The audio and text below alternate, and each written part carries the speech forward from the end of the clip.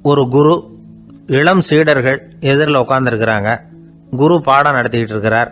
சீடர்களுக்கு ஒரு ஆசை, அதாவது ஒரு முக்கியமான மந்திரத்தை நம்ம குருநாதர்கிட்ட இருந்து கற்றுக்கணும் அப்படிங்கிறது அவங்க ஆசை.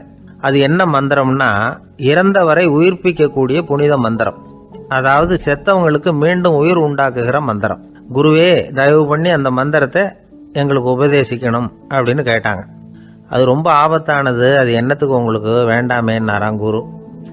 எங்களுடைய நம்பிக்கை உறுதிப்படுறதுக்காகத்தான் கேட்குறோம், வேற ஒன்றும் இல்லை அப்படின்னு நாங்களாம் சீடர்கள். பக்குவப்படாத அறிவுங்கிறது ரொம்ப ஆபத்தானது அப்படின்னாராம் குரு. இது சீடர்களுக்கு புரியல. அது எப்படிங்க பக்குவப்படாத அறிவு ஆபத்தானதுன்னு சொல்றீங்க, அப்படின்னா என்ன அப்படின்னு கேட்டிருக்காங்க சீடர்கள்.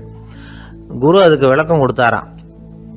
அந்த மந்திரத்தை எப்போ பயன்படுத்தணுங்கிறது முக்கியம். அதை அறியக்கூடிய ஞானம் ஏற்படுகிற வரைக்கும் அதை தெரிஞ்சுக்காம இருக்கிறது தான் நல்லது, இல்லைன்னா ஆபத்துன்னாராம். ஆனால் அந்த சீடர்கள் அதை கேட்குற மாதிரி இல்லை, ரொம்ப பிடிவாதம் பண்ண ஆரம்பிச்சுட்டாங்க. சரி வாங்க சொல்கிறேன்னார் குரு. எல்லாரும் வந்தாங்க. அந்த புனித மந்திரத்தை அவங்களுக்கு ரகசியமாக உபதேசம் பண்ணார். உபதேசம் பண்ணிவிட்டு அவங்களுக்கு எச்சரிக்கையும் கொடுத்தார். இந்த மந்திரத்தை நல்லா ஆராய்ச்சி பார்த்ததுக்கு அப்புறம் தான் உச்சரிக்கணும், அவசரப்பட்டு எதுவும் செஞ்சிடக்கூடாது அப்படின்னு ஒரு தடவைக்கு பல தடவை எச்சரிக்கை கொடுத்தார். சரின்னு சொல்லிவிட்டு அவங்கெல்லாம் மந்திரத்தை கற்றுக்கிட்டு எழுந்திரிச்சு போயிட்டாங்க. ஒரு நாள் அந்த சீடர்கள் எல்லாம் மணற்பாங்கான இடத்துல அப்படியே நடந்து போயிட்டு இருக்கிறாங்க. ஒரு பாலைவன பகுதி மாதிரி ஒரு இடம். அங்கே ஒரு இடத்துல எலும்புகள் குவியலாக கிடந்தது. உடனே இந்த சீடர்கள் முன்ன பின்ன யோசிக்காம, தியானமும் பண்ணாம, அந்த மந்திரத்தோட பயனை சோதிச்சு பார்க்கணும் அப்படின்னு நினச்சிக்கிட்டு அந்த மந்திரத்தை உச்சரிக்க ஆரம்பிச்சிட்டாங்க. அவ்வளவுதான். உடனே என்னாச்சு தெரியுமா, அந்த எலும்புகள் எல்லாம் ஓநாய்களாக மாறி அவங்கள துரத்த ஆரம்பிச்சுட்டுது. சீடர்கள் எல்லாம் தலைதெறிக்க ஓட ஆரம்பிச்சிட்டாங்க. ஓநாய்களும் விடலை, அவங்கள துரத்தி பிடிச்சி கடிச்சு கொதற ஆரம்பிச்சுட்டுது. அப்போதான் அந்த சீடர்களுக்கு குரு சொன்ன அறிவுரையோட அர்த்தம் புரிஞ்சுது. பக்குவப்படாத அறிவு ஆபத்தானது அப்படிங்கிறது.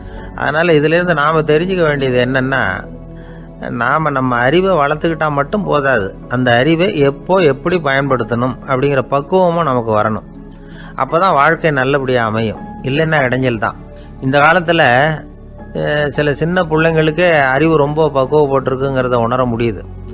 ஒரு சின்ன பையன் பள்ளிக்கூடத்தில் மார்க் லிஸ்ட் கொடுத்தாங்க, வாங்கிக்கிட்டு அவசரமாக வீட்டுக்கு ஓடினான். எதிரில் வந்த ஒருத்தர் கேட்டார், என்ன அவசரம், ஏன் இப்படி வேகமாக ஓடுறேன்னார். எங்கள் அம்மா கிட்ட அடி வாங்கணும், அதுக்காக தான் ஓடுறேன்னா. அடி வாங்கிறதுக்கா இவ்வளவு அவசரம்னார் அவர். அப்படி இல்லைங்க, நான் போகிறதுக்குள்ளே எங்கள் அப்பா வீட்டுக்கு வந்துட்டாருன்னா அவர்கிட்ட அடி வாங்க வேண்டியிருக்கும், அதை அவாய்ட் பண்ணுறதுக்காக இப்படி ஓடுறேன் அப்படின்னு நானா அந்த பையன். இந்த உலகத்தில் எல்லாருக்கும் மகிழ்ச்சி தரக்கூடிய ஒரு பொருள் எது? இது ஒரு முக்கியமான கேள்வி. இந்த கேள்விக்கு பொருத்தமான ஒரு பதிலை உங்களால் சொல்ல முடியுமா? அதாவது கொஞ்சம் யோசிச்சு பார்த்தா பணம்னு சொல்லலாமா? இப்போ கையில் காசு இல்லாதவங்ககிட்ட ஒரு 10 ரூபாயை கொடுத்தா அது அவனுக்கு சந்தோஷத்தை கொடுக்கும். ஏற்கனவே வருமான வரி பிரச்சனையில் சிக்கி இருக்கிறவர்கிட்ட இன்னும் கொஞ்சம் பணம் இருந்தாங்கன்னு சொல்லி கொடுத்தோம்னா அது அவருக்கு சங்கடத்தை தான் கொடுக்கும். அதனால் அந்த கேள்விக்கு பணங்கிறது பொருத்தமான பதிலாக இருக்க முடியாது. கேள்வி என்னன்னா, இந்த உலகத்தில் எல்லாருக்கும் மகிழ்ச்சி தரக்கூடிய ஒரு பொருள் எது? சரி, இனிப்புன்னு சொல்லலாமா? ஏன்னா எல்லாருக்கும் இனிக்க தானே செய்யும். அதுலேயும் ஒரு சிக்கல் இருக்குது. சர்க்கரை வியாதிக்காரங்களுக்கு அது என்ன சந்தோஷத்தையாக கொடுக்கும்? ஆக எல்லாருக்கும் வேறுபாடு எதுவும் இல்லாமல் மகிழ்ச்சியை கொடுக்கக்கூடியது வேற ஏதோ ஒன்று இருக்குது. அது என்னன்னு கண்டுபிடிக்கணும். அதுதான் இன்றைக்கி தகவல். இப்போ அதை கண்டுபிடிக்கணும்னா இந்த கதையை கேட்கணும். அது என்ன கதைன்னா, ஒரு ஊரில் ஒரு ராஜா இருந்தார். அவருக்கும் இதே சந்தேகம் வந்துட்டுது. அதாவது எல்லாருக்கும் இன்பம் தரக்கூடிய பொருள் எது அப்படின்னு. இதுக்கு பதில் தெரிஞ்சுக்கிறதுக்கு ஆசைப்பட்டார்.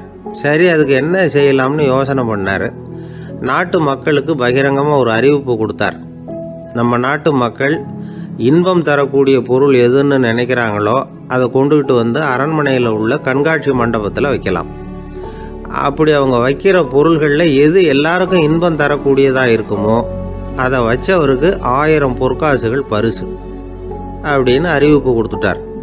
ஜனங்கள் இந்த அறிவிப்பை கேட்டாங்க. அதுக்கப்புறம் சும்மா இருப்பாங்களா?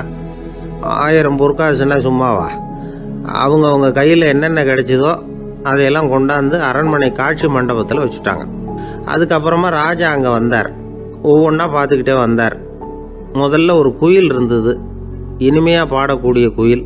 இந்த குயிலோட இன்னிசை எல்லாருக்கும் இன்பம் தரக்கூடியது தான். இருந்தாலும் காது கேட்காதவங்களுக்கு இந்த இசை எப்படி இன்பம் தர முடியும்? அதனால் இது சரியில்லைன்னு விட்டார். அடுத்தபடியாக போனார். அங்கே என்ன வச்சுருக்குறாங்கன்னு பார்த்தா ஒரு அழகான மயில் அங்கே தோகை விரித்து ஆடிக்கிட்டு இருக்குது. இந்த மயிலோட ஆட்டம் மனசுக்கு இன்பம் தரக்கூடியது தான். இருந்தாலும் பார்வை இல்லாதவங்க இந்த ஆட்டத்தை பார்த்து ரசிக்க முடியுமா? முடியாது. அதனால் இதுவும் சரியில்லை அப்படின்னு சொல்லிவிட்டார். அதுக்கு அடுத்தபடியாக போனார். பல வகையான இனிப்பு பண்டங்களை வச்சுருந்தாங்க. பார்த்தார், வயசானவங்களுக்கும் நோயாளிகளுக்கும் இது இன்பம் தராது, துன்பம் தான் கொடுக்கும் அப்படின்னார். இப்படி ஒவ்வொன்றா பார்த்துக்கிட்டே போகிறார். அழகான மலர்கள், கனிகள், ஓவியங்கள் எதுவுமே பொருத்தமாக தெரியல. சகல பேருக்கும் இன்பம் தரக்கூடிய வகையில் எதுவும் இல்லை. கடைசியாக வந்தார். அங்கே ஒரு களிமண் பொம்மை இருந்தது. அது என்ன பொம்மை தெரியுமா? பசியால் வாடி இருக்கிற ஒருத்தருக்கு ஒரு அம்மா இனிமையாக பேசிக்கிட்டு சோறு போடுறது மாதிரி அந்த பொம்மையை செஞ்சுருந்தாங்க. அதுக்கு கீழே அன்பு அப்படின்னு எழுதியிருந்ததுதான். ராஜா பளிச்சுன்னு ஒரு முடிவுக்கு வந்தார்.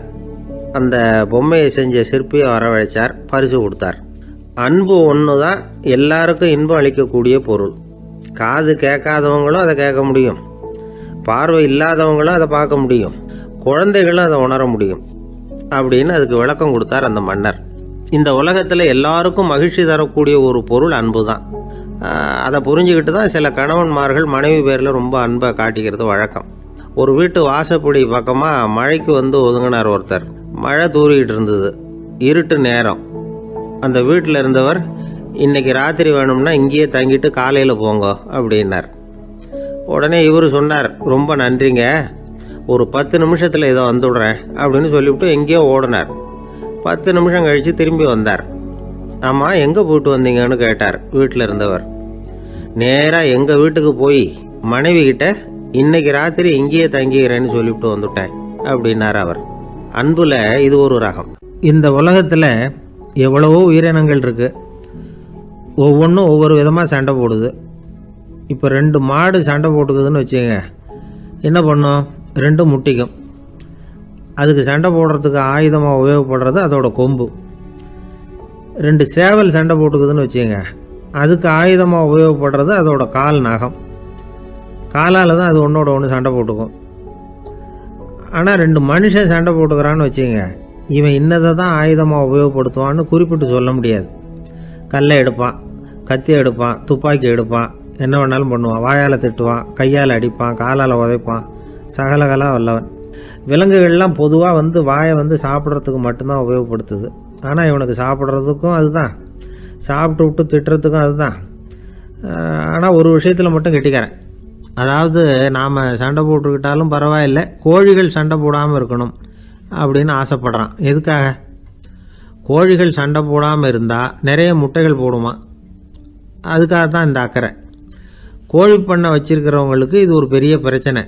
அதாவது பண்ணையில் இருக்கிற கோழிகளுக்குள்ளே அடிக்கடி சண்டை வந்துடும். அதனால் முட்டை உற்பத்தி குறைஞ்சிரும். சரி, இதுக்கு என்ன பண்ணுறது? பண்ணையில் போய் உட்காந்துக்கிட்டு தினமும் பஞ்சாயத்து பேசிகிட்டு இருக்க முடியுமா? அமெரிக்காவில் கோழி பண்ணை வச்சுருக்கிற ஒருத்தர் இதை பற்றி யோசனை பண்ணி பார்த்தாராம். ஒரு வழியையும் கண்டுபிடிச்சிருக்கார். கோழிக்கெல்லாம் மூக்கு கண்ணாடி மாட்டி விட்டுட்டோம்னா அது சண்டை போடுற குணம் குறைஞ்சிரும், முட்டை அதிகமாகிடும். அந்த கண்ணாடியில் உள்ள லென்ஸு சிவப்பு நிறத்தில் இருக்கணும், அவ்வளவுதான் அப்படின்னு அவர் கண்டுபிடிச்சாராம். இது ஏற்கனவே நடைமுறையில் கண்டுபிடிக்கப்பட்ட ஒரு விஷயம். ஆனால் எல்லா கோழிக்கும் சிவப்பு மூக்கு கண்ணாடி எப்படி மாட்டி விடுறது? அப்படியே மாட்டி விட்டாலும் அது நழுவாமல் இருக்கணுமே. இப்போ நாமெல்லாம் நடு விரலால் மூக்கு கண்ணாடி நடுவில் தொட்டு அப்படி ஸ்டைலாக சரி பண்ணிக்கிறோம். அது மாதிரி கோழி எப்படி சரி பண்ணிக்கும்? இதுதான் பிரச்சனை. இதுக்கு அவர் என்ன வழி கண்டுபிடிச்சாருன்னா, கோழிக்கெல்லாம் மூக்கு கண்ணாடிக்கு பதிலாக விழியொட்டு வில்லைகள், கான்டாக்ட் லென்ஸ், அதை பொருத்தி விட்டா என்ன அப்படின்னு யோசனை பண்ணார். அதே மாதிரி பண்ணார். அதே மாதிரி செஞ்சு பார்த்தார், வெற்றி. அதுக்கப்புறம் கோழியெல்லாம் சண்டை போட்டுக்கலையாம், சமாதான பிரியர்கள் ஆகிட்டு தான். கோழிகளுக்கு இயல்பாகவே சண்டை போடுற குணம் உண்டு. ஆனால் அதோட கண்ணுக்கு பார்க்குற பொருள்லாம் ரோஜா நிறத்துலையோ அல்லது இன்னும் சொல்ல போனால் அழுத்தமான சிவப்பு நிறத்துலையோ தெரிஞ்சதுன்னா சண்டை போடுற குணம் குறைஞ்சிருதான். அந்த சமயத்தில் அது அதிகமாகவும் முட்டையிட ஆரம்பிச்சுடுதான். அதே நேரத்தில் இறை எடுக்கிறத கூட குறைச்சிக்குதான். இது ஏன் இப்படி பண்ணுதுங்கிறது விஞ்ஞானிகளுக்கு இன்னமும் புரியலையா. எப்படியோ அமெரிக்க கோழிகள்லாம் கான்டாக்ட் லென்ஸ் பொருத்திக்க ஆரம்பித்தாச்சு. கோழி கழுத்தை பிடிச்சிக்கிட்டு ஒரு சில வினாடிகளில் அதை பொருத்தி விட்றாங்களாம். கோழியோட ஆயுள் பூரா அது அப்படியே இருக்குமா. பண்ணையில் முட்டை உற்பத்தி குறைஞ்சா இது மாதிரி விஞ்ஞானபூர்வமாக பரிகாரம் தேடுறது தான் நல்லது. நமக்கு வேண்டியப்பட்ட ஒருத்தர் அவர் ஒரு கோழி பண்ணை வச்சுருந்தார். அந்த பண்ணையில் பாதி கோழி திடீர்னு செத்து போச்சு. உடனே ஒரு கால்நடை மருத்துவர்கிட்ட போக வேண்டியது தானே, அங்கே போகல. உள்ளூரில் மந்திரம் பண்ணிகிட்டு இருந்த ஒரு சாமியார்கிட்ட போனார். அவர் காலில் விழுந்தார். சாமி, என் பண்ணையில் பாதி கோழி செத்து போட்டுதுன்னார். சாமியார் யோசனை பண்ணார். சரி, பண்ணையில் வாசப்படி கிழக்கு பக்கமாக வச்சுருக்கியா மேற்கு பக்கமாக வச்சுருக்கியான்னு கேட்டார். கிழக்கு பக்கமாக இருக்குன்னார் அவர். அதுதான் தப்பு, மேற்கு பக்கமாக அதை மாற்று சரியாக போடும்னாராம். அதே போல் இவர் போய் மாற்றிவிட்டார். அப்பவும் பாதி செத்து போச்சு. மறுபடியும் சொன்னார், சாமி மறுபடியும் பாதி கோழி செத்து போட்டுதேன்னார். சரி, கூரை எப்படி போட்டிருக்க, ஓடு போட்டிருக்கியா இல்லை கீத்து போட்டிருக்கியான்னார். ஓடு போட்டிருக்கேன்னாராம் அவர். அதுதான் தப்பு, கீத்து போட்டுரும் சரியாக போடும்னாராம். சரின்னு போய் அதையும் மாற்றி பார்த்தார். மறுபடியும் போயிட்டுது, கோழி செத்து போச்சு. வந்தார், மறுபடியும் பாதி செத்து போச்சு சாமின்னு வந்தார். இவரும் யோசனையை மாற்றி மாற்றி சொல்லிகிட்டே இருக்கிறார். இப்படி அவரும் மாற்றி மாற்றி பார்த்தார். 6வது தடவையாக அவரை தேடிட்டு வந்தார். அந்த சமயத்தில் இவர் ரொம்ப தீவிரமாக யோசனை பண்ணி பார்த்துட்டு, அது சரிப்பா, நீயே என்கிட்ட சளைக்காமல் வந்துக்கிட்டு இருக்கிற, நானும் யோசனை சொல்லிகிட்டு இருக்கேன். இப்போவும் உங்ககிட்ட சொல்கிறதுக்கு என்கிட்ட யோசனை நிறையா இருக்குது, ஆனால் சோதிக்கிறதுக்கு உங்ககிட்ட கோழி இல்லையே, என்ன பண்ணுறது அப்படின்னாராம். இவர் நடந்து போய்கிட்டு இருந்தார். அவர் தோளில் ஒரு பெரிய துணி மூட்டை, அதை சுமந்துக்கிட்டு கடத்தெருவை நோக்கி அவர் போய்கிட்டு இருக்கிறார். வழியில் அவரை சந்தித்தார் உமர். அவர் கேட்டார், கலீஃபா அவர்களே, எங்கே புறப்பட்டுட்டீங்க அப்படின்னு கேட்டார். கலீஃபான்னா ஆட்சித்தலைவர்னு அர்த்தம். இதுக்கு அவர் சொன்னார், நான் துணி வணிகம் செய்கிறவன், அதனால் துணி வியாபாரம் செய்கிறதுக்காக போயிட்டுருக்கிறேன்னார். நீங்கள் இப்போ இந்த நாட்டுக்கு ஆட்சித்தலைவர், ஆட்சி பொறுப்பில் இருக்கிறீங்க, நீங்கள் வியாபாரம் செய்ய போட்டால் அரசு பணிகளை செய்கிறது யார் அப்படின்னு கேட்டார் அவர். நான் அரசு பணிகளை மட்டுமே செஞ்சுக்கிட்டு இருந்தா என் குடும்பத்தை காப்பாற்றுறது யார் அப்படின்னு கேட்டார் அவர். இப்படி கேட்டவர் யார் தெரியுமா? அவர் தான் அபூபக்கர், இறை தூதர் முகமது அவர்களுக்கு பிறகு கலீஃபாவாக தேர்ந்தெடுக்கப்பட்டவர். அப்போலாம் ஆட்சி தலைவர்களுக்கு சம்பளம்னு எதுவும் கிடையாது. இந்த பிரச்சனையை எப்படி தீர்க்கிறதுன்னு யோசனை பண்ணார் உமர். அபு உபைதா அவர்கள்கிட்ட அழைச்சிட்டு போனார். அவர் யாருன்னா, அவர் தான் பொது நிதி கருவூலத்தின் பொறுப்பாளர். அவர்கிட்ட பிரச்சனையை சொன்னார். இது மாதிரி ஆட்சி தலைவருக்கு பொது நிதியிலிருந்து ஊதியம் அளிக்க முடியுமான்னு கேட்டார். பொது நிதி விதிகளின்படி அதுக்கு சாத்தியம் இல்லைன்னு சொல்லிவிட்டார் அவர். சரி, வேற ஏதாவது வழி இருக்குதான்னு கேட்டார் உமர். அபு உபைதா கொஞ்சம் யோசனை பண்ணி பார்த்தார். அப்புறமா சொன்னார், மக்காவிலிருந்து மதீனாவுக்கு குடிபெயர்ந்து வந்த அகதிகளுக்கு நிதி உதவி அளிக்கிறதுக்கு விதிகளில் இடம் இருக்கு.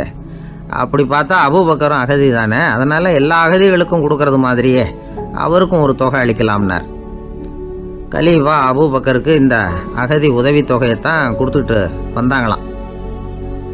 குடும்ப செலவுக்கு அது போதுமானதா இல்லை. இருந்தாலும் கலீஃபாங்கிறதுக்காக மற்ற அகதிகளை விட அதிகமாக தொகையை பெற அவர் விரும்பலை. மார்பு பக்கம் கிழிஞ்சிருந்த ஒரு மேலாடையை தான் அவர் அணிஞ்சிருந்தார்.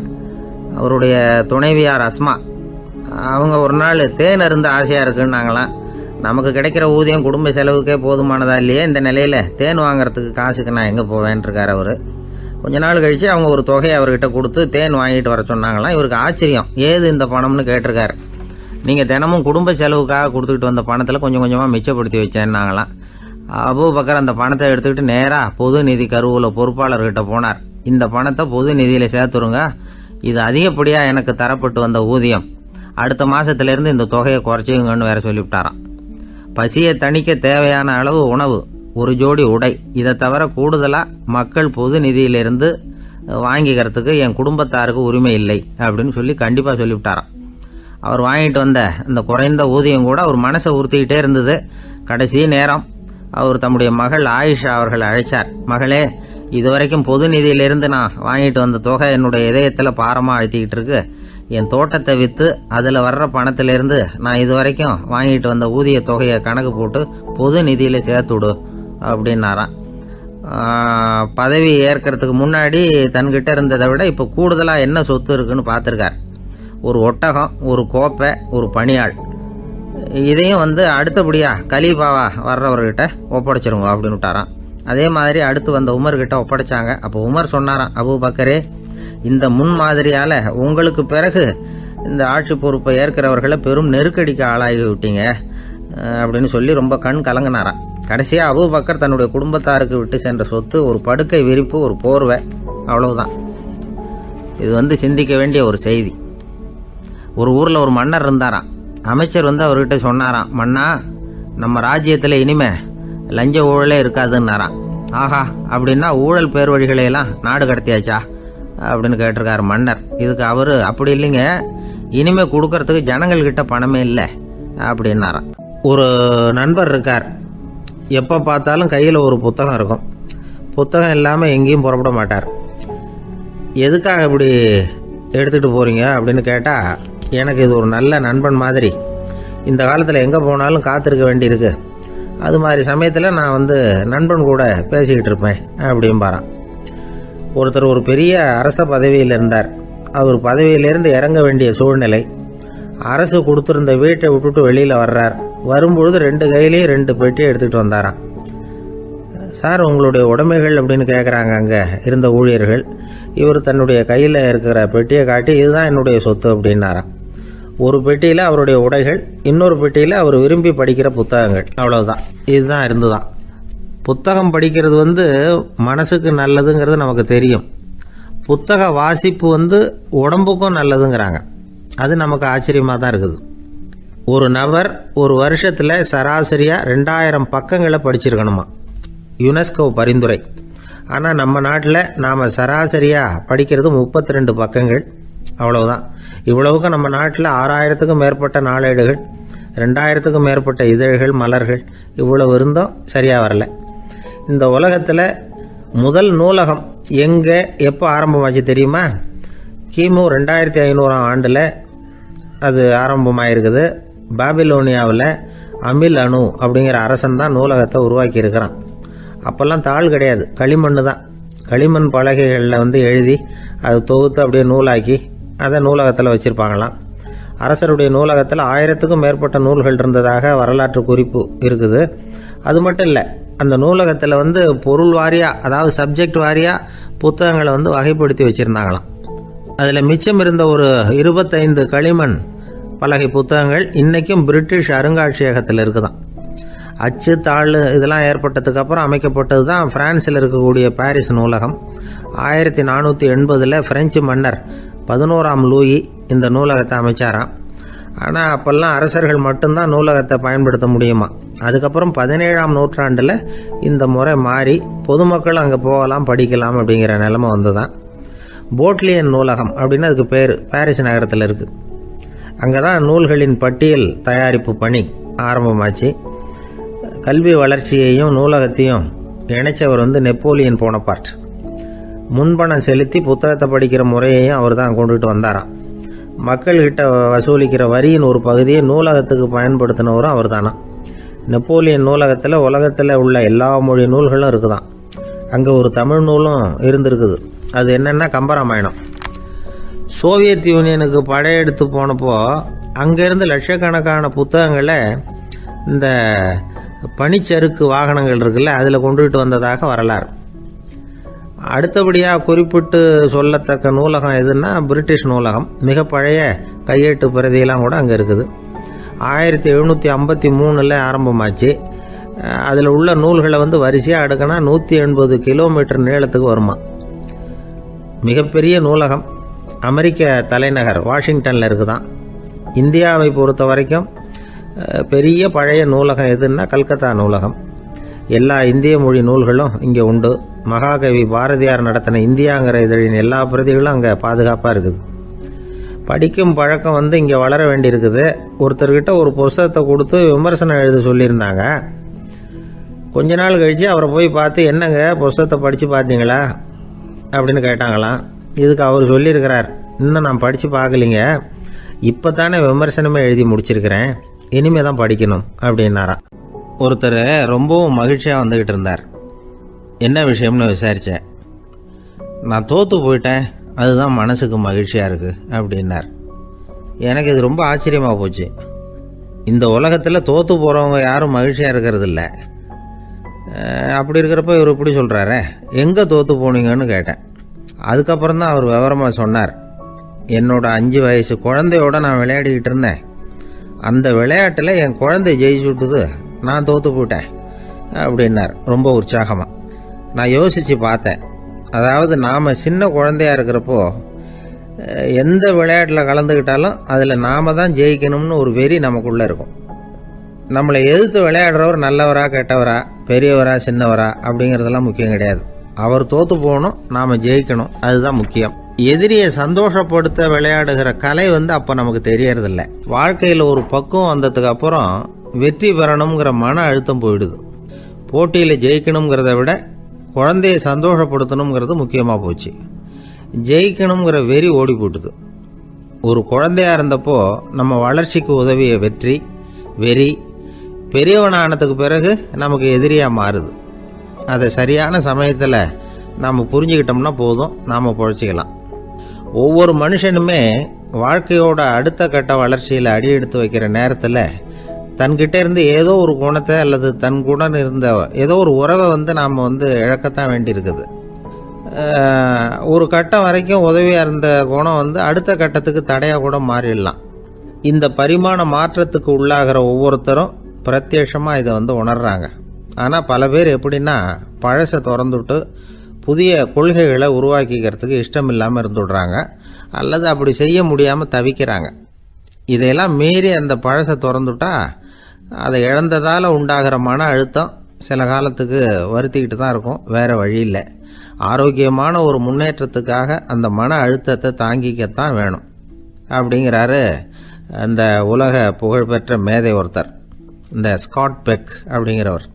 பிறந்த நாள் முதல் இதுதான் சரி அப்படின்னு கற்பிக்கப்பட்டு வந்த ஒவ்வொரு தத்துவத்தையும் தங்களுடைய வளர்ச்சிக்கு தகுந்த மாதிரி மாற்றி அர்த்தப்படுத்தி கொள்ள முடியாமல் வாழ்க்கை சூழல்ல அப்படியே அரைப்பட்டு தூளாகிறவர்கள் தான் ரொம்ப தவிக்கிறாங்களாம்.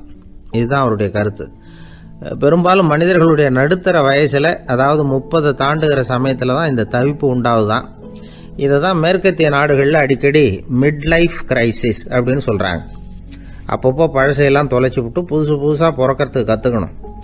ஒவ்வொரு நிமிஷத்தையும் அந்த நிமிஷத்துக்கு ஏற்ற சித்தாந்தம் கொண்டவர்களாக சந்திப்போம் அப்படிங்கிறார் அந்த உளவியல் நிபுணர். இப்படி பழகிக்கிட்டால் வாழ்க்கை இன்பமயம், இல்லைன்னா தவிப்பு மயம்தான். பழசை தொலைக்க முடியாதவர்களில் எத்தனையோ பேர் உண்டு, எத்தனையோ ரகம் உண்டு. அதில் வேடிக்கையான நண்பர்களும் உண்டு. ஒருத்தர் நண்பர் வீட்டுக்கு போனார்.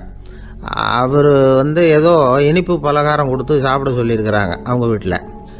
இவர் சாப்பிட்டு பார்த்துட்டு சொன்னாராம், சார் 6 மாதத்துக்கு முன்னாடி ஒரு தடவை இங்கே வந்தேன், அப்போது ஒரு இனிப்பு பலகாரம் கொடுத்தீங்க, அது இதை விட நல்லா இருந்தது சார் அப்படின்னாராம். அப்போ செஞ்ச அதே இனிப்பு பலகாரம் தான் சார் இதுவும் அப்படின்னாராம் அவர். ஐயா, என்னுடைய நூல் வெளியீட்டு விழாவுக்கு அவசியம் நீங்கள் வரணும் அப்படின்னு கூப்பிட்டார் ஒருத்தர். எப்போ வரணும்னு கேட்டேன். அடுத்த வாரம்னார். சரி, புத்தகம் தயாராகிட்டுதா அப்படின்னு. நாளைக்கு தான் அச்சிக்க கொடுக்க போகிறேன்னார். என்னங்க இது, புத்தகம் அச்சிடுறதுக்கு முன்னாடியே அழைப்புதழை அச்சடிச்சு விட்டீங்களே அப்படின்னு கேட்டேன். அதனால் என்னங்க, அந்த காலம் மாதிரியா இப்போல்லாம் அச்சுக்கலை எவ்வளவோ முன்னேறியாச்சுங்க. Linotype, monotype, phototype, laser, இப்படி என்னென்னமோ வந்தாச்சு. இன்னைக்கு கொடுத்தா நாளைக்கே புத்தகம் தயார் அப்படின்னார். இப்படி இந்த அளவுக்கு முன்னேறி இருக்கிற இந்த அச்சுக்கலை ஆரம்பத்தில் எப்படி இருந்தது தெரியுமா? அந்த காலத்தில் காகிதம்னா என்னன்னே தெரியாது. அப்படி ஒன்று கண்டுபிடிக்கப்படவே இல்லை. அப்போல்லாம் எதையாவது ஒன்று எழுதணும்னா அதுக்கு ஆட்டு தோலை தான் பயன்படுத்தி இருக்கிறாங்க. கண்ணுக்குட்டி தோல் கூட அதுக்கு உபயோகப்பட்டு தான். ஐரோப்பாவில் இருந்த பாதிரியார்கள் தோலில் எழுதப்பட்ட புத்தகத்தை தயாரிக்கிறதுல ரொம்ப கெட்டிக்காரங்களாம். எகிப்து, அப்புறம் மத்திய தரைக்கடல் ஓரத்தில் உள்ள நாடுகள், இங்கெல்லாம் தோல் தான் எழுதுபொருளாக பயன்பட்டு வந்திருக்குது. ஆனால் நம்ம நாட்டில் ஓலைச்சுவடிகளை எழுத்துக்கு பயன்படுத்தி இருக்கிறாங்க. எழுதுறதுக்கு தோலை பயன்படுத்தினவங்க பிறகு பேப்பரைஸ் அப்படிங்கிற கோரை புல்லை அதுக்கு பயன்படுத்தினாங்களாம். இதெல்லாம் அப்படி கொஞ்சம் கொஞ்சமாக கண்டுபிடிச்சிட்டு வந்திருக்கிறாங்க. அந்த புல்லை கச்சிதமாக நறுக்க வேண்டியது, நல்லா பதப்படுத்த வேண்டியது, அதுக்கப்புறம் அதில் எழுத வேண்டியது, அவ்வளவுதான். பேப்பருங்கிற சொல்லே இந்த பேப்பைரஸ் அப்படிங்கிறதுலேருந்து வந்தது தான். அதுக்கப்புறம் தான் காகிதம் வந்தது. இதை முதல்ல சீன நாட்டில் தான் கண்டுபிடிச்சாங்க. அது வந்த பிறகு அச்சு எந்திரம் கண்டுபிடிக்க வேண்டிய அவசியம் ஏற்பட்டது. அதை கண்டுபிடிச்சவர் ஜெர்மானிய அறிவியல் அறிஞர் ஜான் கூட்டன்பர்க். அச்சு கலைக்கு அடித்தளம் அமைச்சவர் அவர் தான். ஜெர்மனியில் மெயின்ஸ் அப்படிங்கிற ஊரில் 1399 பிறந்தார். அவரோட மாமன் ஒருத்தர் உலோக வேலையில் வல்லவர். அவர்கிட்ட அந்த வேலையை கற்றுக்கிட்டார். அதோட வைர கற்களை பட்டை தீட்டுறதுலையும் ரொம்ப தேர்ச்சி பெற்றிருந்தார். இளம் வயசுலேயே சும்மா இருக்க மாட்டாராம். எதை செஞ்சாலும் அதை திறமையாக செய்வாராம். அவர் தான் முதல்ல மர அச்சு எழுத்துக்களை உருவாக்கினார். அது மேலே மை தடவி பிரதிகள் எடுத்தார்.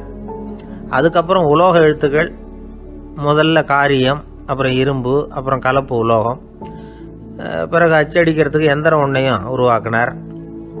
முதல்ல பைபிள் அச்சடித்தார். 1468 அவர் இறந்து போனார். 16ஆம் நூற்றாண்டில் மேலை நாடுகளிலிருந்து மர எழுத்துக்களை கொண்டுகிட்டு தமிழ்நாட்டில் கிறிஸ்துவ நூல்களை அச்சிட்டாங்க. அப்போல்லாம் அச்சகங்கள் போதிய அளவுக்கு இங்கே இல்லை. அதுக்கு என்ன காரணம்னா, இந்தியர்கள் அச்சகங்களை நடத்தக்கூடாது அப்படின்னு சட்டம். 1835 வரைக்கும் அந்த சட்டம் நடைமுறையில் இருந்தது. இந்த நிலைமையில் அங்கேயும் இங்கேயுமா 1-2 அச்சகங்கள் ஆரம்பமாச்சு. 1713 தரங்கம்பாடியில் லூத்தரன் மிஷன் அச்சகம், அதே ஆண்டில் சென்னையில் SPCK அச்சகம்.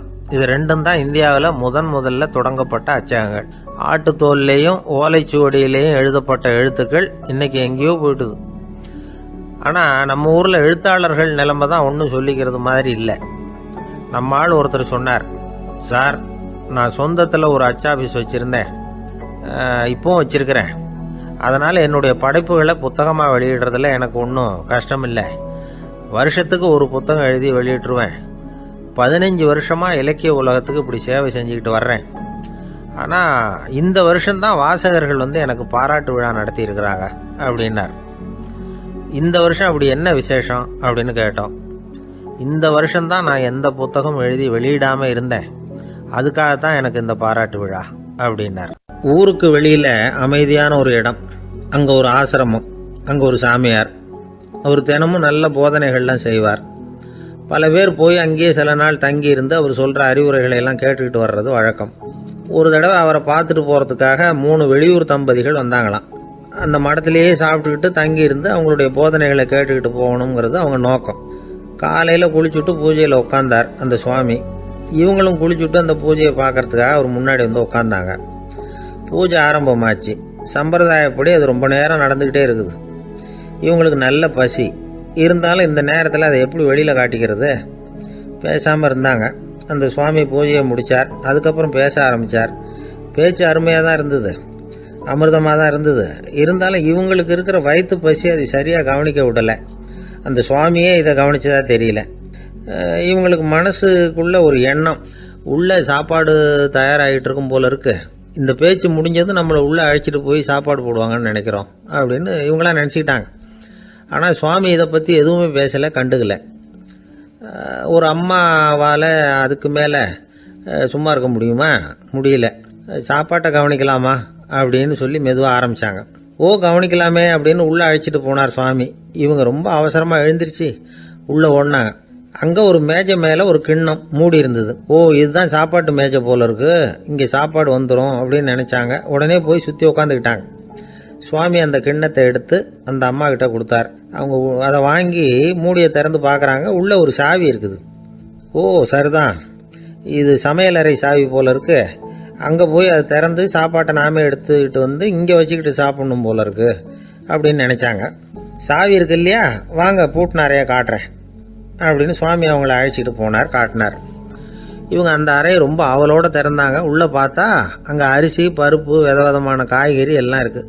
சமையலுக்கு வேண்டிய மிளகாய், எண்ணெய், பால், தயிர், நெய் இப்படி எல்லாமே இருக்குது. அடுப்பு, விறகு, நெருப்பு போட்டி அது கூட அங்கே இருக்குது. சாப்பாடு தயாராக இருக்கும்னு நினச்சிக்கிட்டு போனால் இப்படி இருக்குதே அப்படின்னு சொல்லி அதை பார்த்ததும் ரொம்ப சோர்ந்து போட்டாங்க அவங்க. சுவாமி, என்ன இது சாப்பாடு இல்லையா அப்படின்னாங்க. அதுதான் சாப்பாட்டுக்கு வேண்டிய எல்லாம் இங்கே இருக்குதே, அடுப்பு மூட்டி நீங்கள் தான் அவங்கவுங்க ருசிக்கு தகுந்த மாதிரி சமைச்சிக்கணும். இந்த சன்னியாசிக்கு எப்படி சமைக்க தெரியும் அப்படின்னு கேட்டார் சுவாமி. சாப்பாடு தயாராக இருக்கும்னு நாங்கள் எதிர்பார்த்தோம் அப்படின்னாங்க. நீங்கள் இப்படி சொல்லுவீங்கன்னு நானும் எதிர்பார்த்தேன். இது வரைக்கும் நான் எவ்வளவோ தத்துவம்லாம் எடுத்து சொன்னேன். எல்லாத்தையும் விட இதுதான் அனுபவபூர்வமான தத்துவம். ஆண்டவன் நமக்கு நல்ல மனசை கொடுத்துருக்குறான், நல்ல வாய்ப்புகளையும் தந்திருக்கிறான், அதையெல்லாம் பயன்படுத்திக்கக்கூடிய மூளையையும் சிந்தனையையும் கொடுத்துருக்குறான். அதனால் அடுப்பை தான் நீங்கள் மூட்டணும், அடுப்பை நீங்கள் தான் மூட்டணும், உங்களுக்கு உகந்ததை நீங்கள் தான் சமைச்சு ருசித்து அனுபவிக்கணும். ஆண்டவனே அதை செஞ்சுக்கிட்டு இருக்க மாட்டான் அப்படின்னாரான் அந்த சுவாமி. நம்முடைய வாழ்க்கையில் பல நல்ல பலன்களை பெறறதுக்கு நாம தான் முயற்சி பண்ணணும். அதுக்குரிய சூழ்நிலையை தான் ஆண்டவன் கொடுப்பானே தவிர அதை விளக்கறதுக்காக தான் அந்த சுவாமி அப்படி செஞ்சு காட்டியிருக்கிறார். இது ஒரு பெரியவர் இப்படி ஒரு விளக்கம் கொடுத்தார். அதுக்கப்புறம் அந்த 3 தம்பதிகளும் தெளிவடைஞ்சுட்டாங்களாம். நாம் தெளிவடைகிறது எப்போங்கிறது தான் தெரியல அப்படின்னு பல பேர் இதை கேட்டுட்டு சொல்லிட்டு இருக்கிறாங்க. இந்த கதையை நம்முடைய நண்பர் ஒருத்தர்கிட்ட சொன்னேன். அந்த நண்பர் ரொம்ப சந்தோஷப்பட்டார். நீங்கள் சொல்கிறது கரெக்டு சார், ஆனால் நான் அதை விட ஒரு படி மேலே சார். எனக்கெல்லாம் அரிசி பருப்பு இருக்கிற ரூம் எதுன்னு கையை காட்டிட்டா போதும், உடனே கிண்ணத்துலேருந்து சாவியை எடுத்து கொடுக்கணுங்கிற அவசியம்லாம் இல்லை எனக்கு. அப்புறம் எப்படி ரூமை திறந்துருவீங்க அப்படின்னு கேட்டேன். பூட்டை உடைச்சி திறந்துருவேன், அதுதான் எனக்கு பழக்கம் அப்படிங்கிறார். ஒரு காலத்தில் பிரஷ்யா அப்படின்னு ஒரு தேசம் இருந்தது. இப்போ ஜெர்மனி இருக்குல்ல, இதோட பெரும்பகுதி ஒரு காலத்தில் பிரஷ்யாங்கிற பேரில் இருந்தது. அப்போ அதுக்கு அரசராக இருந்தவர் மகா ஃப்ரெடரிக், அதாவது ஃப்ரெடரிக் தி கிரேட் அப்படின்னு சொல்லுவாங்க. அந்த ராஜாவுக்கு ஒரு சந்தேகம். நாம் பல வகையான வரிகளை விதித்து வசூல் பண்ணுறோம், அப்படி பண்ணி வருமானம் குறைஞ்சிக்கிட்டே போகுதே, இதுக்கு என்ன காரணமாக இருக்கும்? இதுதான் அவருக்கு ஏற்பட்ட சந்தேகம். ஒரு சமயம் அந்த அரசர் தம்முடைய அமைச்சர்களையும் பிரபுக்களையும் தளபதிகளையும் கூப்பிட்டு ஒரு விருந்து வச்சார். விருந்து முடிஞ்சதும் அவங்கள பார்த்து இந்த சந்தேகத்தை கேட்டார். வரிகள் அதிகமாக விதித்து வருமானம் குறையறதுக்கு என்ன காரணம் அப்படின்னு கேட்டார். பல பேருக்கு இதுக்கு சரியாக பதில் சொல்ல தெரியல. அனுபவசாலியான ஒரு தளபதி எழுந்திருச்சார். அரசே, அது எப்படிங்கிறத இப்போ உங்களுக்கு காட்டுறேன்னார். உடனே ஒரு பெரிய பனிக்கட்டி ஒன்றை தன்னுடைய கையில் எடுத்தார். அதை அப்படியும் எப்படியும் திருப்பி பார்த்தார். அப்புறம் அடுத்தவர்கிட்ட கொடுத்தார். அவர் அதை அப்படியும் எப்படியும் திருப்பி பார்த்துட்டு அடுத்தபடியாக இருந்தவர்கிட்ட கொடுத்தார். இப்படியே இதை ஒவ்வொருத்தராக பார்த்துட்டு ஒவ்வொரு கையாக மாறி கடைசியில் மன்னர் கைக்கு போய் சேர்ந்தது. மன்னர் கைக்கு அந்த பனிக்கட்டி போய் சேர்ந்தப்போ அது கொஞ்சம் கொஞ்சமாக உருகி ஒரு பட்டாணி கடலை சைஸுக்கு ஆயிட்டுது. மன்னர் யோசனை பண்ணார், வரி அதிகமாக போட்டாலும் வந்து சேர்றது குறைவாக இருக்கிறதுக்கு என்ன காரணம் அப்படிங்கிறது அவருக்கு புரிஞ்சு போச்சு. காலம்தான் மாறிட்டு இருக்கே தவிர இந்த கையூட்டு வாங்குற பழக்கம் மாறினதாக தெரியல. இன்னொரு ராஜா இருந்தார். அவர் தன்னுடைய ராஜாங்கத்தில் லஞ்ச ஊழலே சுத்தமாக இருக்கக்கூடாது அப்படின்னு நினச்சார். அவர்கிட்ட பல்வேறு துறைகளுக்கும் பொறுப்பாக இருந்த பல பேரும் ரொம்ப சுத்தமாகவும் நேர்மையாகவும் இருந்தாங்க. ஒரே ஒருத்தர் மட்டும் எல்லார்கிட்டையும் லஞ்சம் வாங்கிட்டே இருந்தார். அவரை வேறு வேறு துறைகளுக்கு மாற்றி பார்த்தாரு. அந்த ராஜா என்னென்னமோ பண்ணி பார்க்குறாரு. எந்த வேலையை கொடுத்தாலும் அதுலேயும் லஞ்சம் வாங்கிறதுக்கு ஒரு வழியை உண்டு பண்ணிக்குவார் அந்த ஆள். ராஜாவுக்கு இது ஒரு பெரிய தலைவலியாக போட்டுது. இவர் என்ன பண்ணுறது, இவருக்கு என்ன வேலையை கொடுக்கறது, கொஞ்சம் கூட லஞ்சம் வாங்கிறதுக்கு சான்ஸே இல்லாத ஒரு வேலையை கொடுக்கணும் அப்படின்னு திட்டம் போட்டார். ஒரு நாள் அவருக்கு அந்த உத்தரவும் போட்டுட்டார். அதாவது அவருக்கு என்ன வேலைன்னா, கடற்கரையில் தான் அவருக்கு ஆஃபீஸ், அங்கேயே இருந்துக்க வேண்டியது. தினமும் எத்தனை கடல் அலை கரையில் வந்து மோதுது அப்படிங்கிறத கணக்கெடுத்து ராஜாவுக்கு தெரிவிக்க வேண்டியது. இதுதான் அவருக்கு வேலை. பேசாமல் அலையை எண்ணிட்டு உட்காந்துருக்கிட்டோம், அப்போவாவது அவர் லஞ்சம் வாங்குகிற சந்தர்ப்பம் இல்லாமல் போயிடும் அவருக்கு அப்படின்னு நினச்சார் ராஜா. இந்த ஆள் கடற்கரைக்கு போய் டியூட்டியில் ஜாயின் பண்ணிட்டார். ஒரே மாதத்தில் அங்கே சொந்தமாக ஒரு பிரம்மாண்டமான மாளிகை கட்டிவிட்டார். ராஜாவுக்கு இது பெரிய ஆச்சரியமாக போச்சு. அலையை என்ற வேலையில் அந்த ஆள் எப்படி பணம் சம்பாதிச்சார் அப்படின்னு விசாரித்து பார்த்தார் அக்கம் பக்கத்தில். அந்த ஆள் என்ன பண்ணியிருக்கிறாருன்னா, கடற்கரையில் போய் பொறுப்பை ஏற்றுக்கிட்ட உடனே அங்கே இருந்த மீனவர்கள்கிட்ட எல்லாம் இந்த கரையில் வந்து ஒரு நாளில் வந்து மோதுற அலைகள் எத்தனை அப்படின்னு கேட்டிருக்காரு. அது எப்படிங்க தெரியும்னு இருக்காங்க அவங்க. தினமும் அந்த எண்ணிக்கை தெரியணும். நம்ம ராஜாவுக்கு தினமும் அறிக்கை அனுப்பணும், டெய்லி ரிப்போர்ட்டு. தவறுனா நீங்கள் இந்த கடலில் போய் மீன் பிடிக்கிறதுக்கு ராஜாவோட அனுமதி கிடைக்காது அப்படின்ட்டுருக்காரு. உடனே மீனவர்களும் பயந்து போட்டாங்க. கடலுக்கு போகிறதுக்கு அனுமதி இல்லைன்னா பட்டினி கிடக்கிறது மாதிரி ஆகிடுமே. மெதுவாக அந்த ஆளுகிட்ட போனாங்க, காதோட காதாக சொன்னாங்க, ஐயா, எங்களால் வந்து கடல் அலையை வந்து எண்ண முடியாது. தினமும் எங்களால் முடிஞ்சதை உங்களுக்கு பணமாக கொடுத்துட்றோம். நீங்கள் தான் ராஜா கிட்ட சிபாரிசு பண்ணி நாங்கள் தொடர்ந்து மீன் பிடிக்கிறதுக்கு அனுமதி வாங்கி கொடுக்கணும் அப்படின்னு வேண்டிக்கிட்டாங்க. பணம் தினமும் வந்து சேர ஆரம்பிச்சுட்டுது. பதவியில் மற்ற பதவியோட இந்த பதவி எவ்வளவோ மேல் அப்படின்னு நினச்சிட்டான் அந்த ஆள். அது மட்டும் இல்லை, தயவு பண்ணி என்னை இந்த இடத்த விட்டு மாற்றி விடாதீங்க சார் அப்படின்னு வேற கேட்க ஆரம்பிச்சுட்டானா. கிபி 1078 வருஷம் மார்ச் மாதம் 19ஆம் தேதி திங்கட்கிழமை அதிகாலை நேரம் ஒரு குழந்தை பிறந்தது. எங்க தெரியுமா? காஸ்பியன் கடலுக்கு தெற்கே பாரசீக மொழி வழங்கிய தபரிஸ்தான் மாநிலத்துல ஜீலான்கிற புனித நகர், அதோட புறநகர் பகுதியில் உள்ள நீப்புங்கிற ஊர்ல தான் அந்த குழந்தை பிறந்தது. அந்த இடம் இப்போ ரஷ்யாவில் இருக்கு. அந்த குழந்தை யாருன்னு நினைக்கிறீங்க? அதுதான் முஹித்தீன் பெருமான், ஆன்மீக சாதனைகள் புரிந்த மகான் முஹித்தீன் ஆண்டகை. தன்னுடைய 18வது வயசுல உயர்கல்விக்காக ஜீலான் நகரத்தை விட்டு பகுதாத் நகரத்துக்கு புறப்பட்டு போறார். இளம் பிராயம் தானே, அதனால துணைக்கு ஒரு வர்த்தக கூட்டத்தோட சேர்ந்து போயிட்டு இருக்கிறார். ரொம்ப தூரம் போகணும். ஒவ்வொரு இடமா தங்கி தங்கி போயிட்டு இருக்கிறாங்க. ஒரு இடத்துல ஒரு கொள்ளை கூட்டம் பயங்கரமான ஆயுதங்களோட அவங்கள வழிமறிச்சுட்டுது. அந்த வர்த்தக கூட்டம் வச்சிருந்த பொருள்களை எல்லாம் அவங்க பறிச்சு விடுறாங்க. இவங்களும் பயந்துகிட்டு இருந்தது எல்லாத்தையும் அவங்க கிட்ட கொடுத்துடுறாங்க. முஹைத்தீன் ஆண்டகை மட்டும் இதையெல்லாம் பார்த்துக்கிட்டு தனியா ஒதுங்கி நிற்கிறார். ஒரு 18 வயசு பையன் மட்டும் இப்படி தனியா அநாத சிறுவன் மாதிரி நின்றுட்டு இருக்கிறத அந்த கொள்ளை கூட்டத்தில் இருந்த ஒருத்தன் பாக்குறான். கிட்ட நெருங்கி வர்றான். அலட்சியமாகவும் கிண்டலாகவும் உங்ககிட்ட ஏதாவது இருக்குதா அப்படின்னு கேட்கறான். இவங்கிட்ட என்ன இருக்க போகுது அப்படிங்கிற நம்பிக்கையில அவன் அப்படி கேட்கறான்.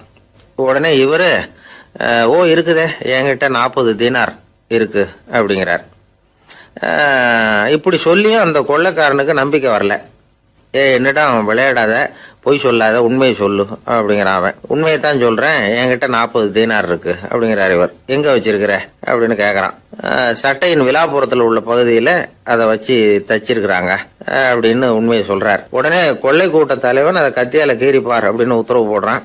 அந்த சட்டையை கிழிக்கிறாங்க. உள்ள இருந்து 40 பொற்காசுகளும் பொல பொலன்னு கீழே கொட்டுச்சு. அதை பார்த்த உடனே அந்த கொள்ளை கூட்ட தலைவன் மலைச்சு போய் நின்னுட்டான். காசை பார்த்துட்டு அவன் மலைச்சு போல, பொய் பேசாத அந்த பையனோட நேர்மையை பார்த்துட்டு அவன் அப்படி நின்னான். மெதுவா அந்த பையன் கிட்ட வந்தான். ஏன்பா, நீ என்ன பணக்கார குடும்பமா அப்படின்னு கேட்டான். அப்படிலாம் இல்ல, எனக்கு அப்பா இல்ல, அம்மா மட்டும்தான் உண்டு. எங்க அப்பா எனக்குன்னு விட்டு போன சொத்தே இந்த 40 தீனார் தான் அப்படின்னாரு இவர். அப்படி இருந்துமா உண்மை பேசணும்னு ஆசைப்பட்டேன். என்கிட்ட ஒண்ணும் இல்லைன்னு ஒரு வார்த்தை சொன்ன உன்னை விட்டுருப்போமே அப்படின்னா அவன். அப்படி இல்லைங்க, நான் இறைவன் திருநாமத்தை அறியக்கூடிய கல்வி ஞானத்துக்காக இப்ப போயிட்டு இருக்கிறேன். இறைவன் திருநாமத்தை உச்சரிக்க வேண்டிய நாவால பொய் பேசக்கூடாதுன்னு எங்க அம்மா சொல்லியிருக்கிறாங்க. அதனால நான் எப்பவுமே பொய் சொல்ல மாட்டேன் அப்படின்னு என்னுடைய தாய்க்கு வாக்கு கொடுத்திருக்கிறேன் அப்படின்னார் அவர். முஹைத்தீன் பெருமான் வார்த்தைகளை கேட்ட அந்த கொள்ளையர்கள் மனம் திருந்தி நல்லவங்களா ஆயிடுறாங்க. அந்த கொள்ளையர் தலைவன் பிற்காலத்துல ஒரு பெரிய மகான் ஆயிடுறார். பெரியவர்கள் வாழ்க்கையில நடக்கிற இது மாதிரி சம்பவங்கள் தான் நாம நல்ல விதமா வாழறதுக்கு துணையா இருக்கும். அந்த காலத்துல கொள்ளையர்களே பெரியவங்க செயலை பார்த்து மனம் திருந்தி இருக்கிறாங்க. இந்த காலத்துல யார் இப்படி இருக்கிறா? இந்த காலத்துல மகான் ஒருத்தரை பார்த்தேன், எனக்கு வேண்டியப்பட்ட மகான். ஏங்க நீங்களும் மகான் ஆகிறதுக்கு முன்னாடி கொள்ளை அடிச்சுட்டு இருந்தீங்களா அப்படின்னு கேட்டேன். அவர் மெதுவா கண்ணை திறந்து என்ன நிமிர்ந்து பார்த்தார். அப்படி இல்லப்பா, நான் கொள்ளை அடிக்கிறதுக்காகத்தான் மகானாவே ஆகி இருக்கிறேன் அப்படின்னு சொல்லிவிட்டு மறுபடியும் கண்ணை மூடிட்டார். 21ஆம் வருஷம் செப்டம்பர் மாசம் 22ஆம் தேதி மதுரை மேலமாசி வீதியில உள்ள ஒரு வீடு. அங்க அன்னைக்கு நடந்த ஒரு அற்புத நிகழ்ச்சி பின்னாடி உலக மக்களை எல்லாம் ஆச்சரியப்பட வச்சுது. இந்திய வரலாற்றிலேயே அது ஒரு முக்கியமான நிகழ்ச்சி. உலக மக்கள் கவனமெல்லாம் காந்திஜியின் பக்கம் திரும்புறதுக்கு காரணமா இருந்த நிகழ்ச்சி அது. கதர் துணி பிரச்சாரத்துக்காக காந்திஜி மதுரைக்கு வந்திருந்தார். சென்னை துணி வணிகர் சங்கத்தின் துணைத் தலைவர் ஒருத்தர் இருந்தார், ராம்ஜி கல்யாண் சேட்ஜி. அவருடைய வீடு மதுரை மேலமாசி வீதியில் இருந்தது. அந்த வீட்டில் தான் காந்திஜி தங்கியிருந்தார். அப்போது வயலுக்கு போகிற உழவர்கள்லாம் சின்ன சின்ன துண்டை இடுப்பில் கட்டிக்கிட்டு கலப்பையை தூக்கிக்கிட்டு தெருவில் நடந்து போகிறத கவனிச்சார். ஏற்கனவே சேலத்துக்கு தெற்க பல பகுதிகளில் ஆண்களும் பெண்களும் அறகுறை ஆடைகளோட உழைச்சிக்கிட்டு இருக்கிறத கண்ணால் கண்டிருக்கிறார் அவர். இந்தியரின் சராசரி உடை இவ்வளவு தான் அப்படிங்கிறத புரிஞ்சுக்கிட்டார். மனசை என்னவோ பண்ணியிருக்குது. ராத்திரி பூரா அதை பற்றியே யோசனை. 22/9/21 வியாழக்கிழமை காலையில் காந்திஜி எழுந்திருக்கிறார். அவர் கூட தங்கியிருந்தவங்களையெல்லாம் பார்த்து சொன்னார், இன்னையிலிருந்து அறையில் முழு அகலத்துண்டு தான் கட்டுவேன். குளிர் அதிகமாக உள்ள காலங்களில் மட்டும் போர்வை ஒன்றா உபயோகப்படுத்துவேன். மற்றபடி மேலங்கியோ குல்லாவோ எதுவும் போட்டுக்க மாட்டேன். தற்காலிகமாக இந்த ஏற்பாட்டை 1 மாதத்துக்கு ஏற்றுக்குவேன். அதுக்கு பிறகு உசிதம் போல எண்ணி பார்த்து முடிவு பண்ணுவேன் அப்படின்னார். அவருடைய குரல் உறுதியாக இருந்துதான். உடனே செயலில் இறங்கினார். தம்முடைய 10 முழ வேட்டி, மேலங்கி, உள் சட்டை, குல்லா எல்லாத்தையும் களைஞ்சார். வேட்டியிலிருந்து ஒரு 4 முழ துணியை எடுத்துக்கிட்டார்.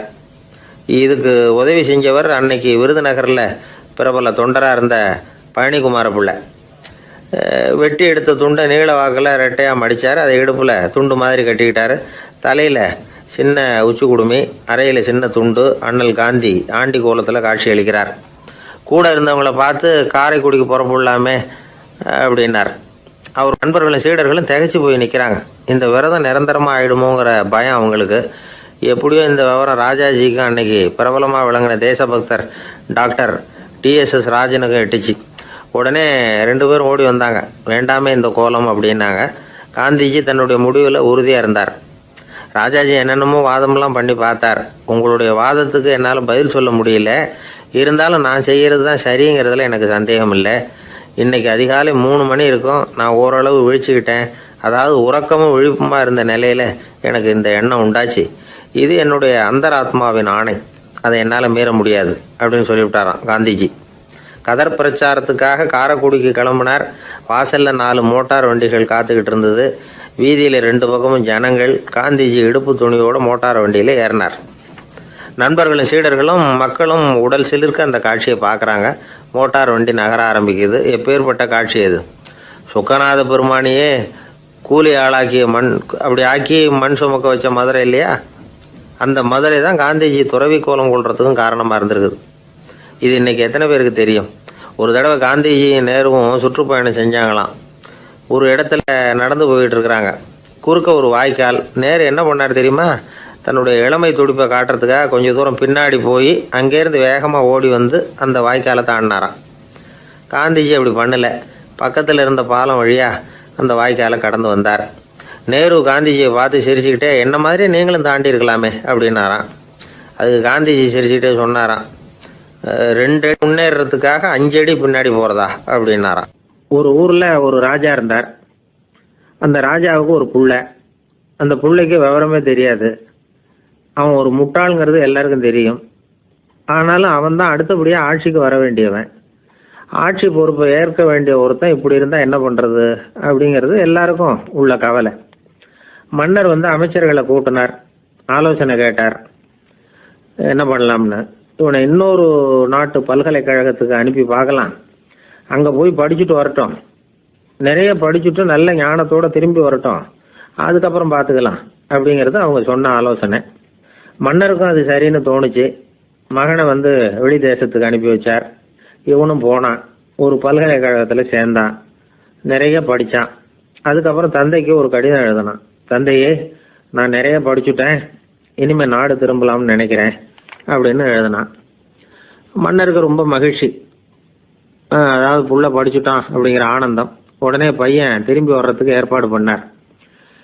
இளவரசன் நாடு திரும்பினான். அதை கொண்டாடுறதுக்காக அரண்மனையில் ஒரு பெரிய விருந்துக்கு ஏற்பாடு பண்ணியிருந்தாங்க. முக்கியமானவங்கள்லாம் அதில் கலந்துக்கிட்டாங்க.